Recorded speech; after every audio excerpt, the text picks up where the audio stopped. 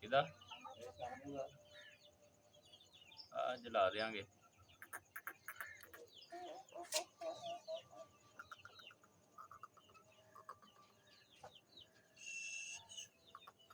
मुर्गी भी पालन हो जाएगी, बच्चे निकल आएंगे ना। हाँ ते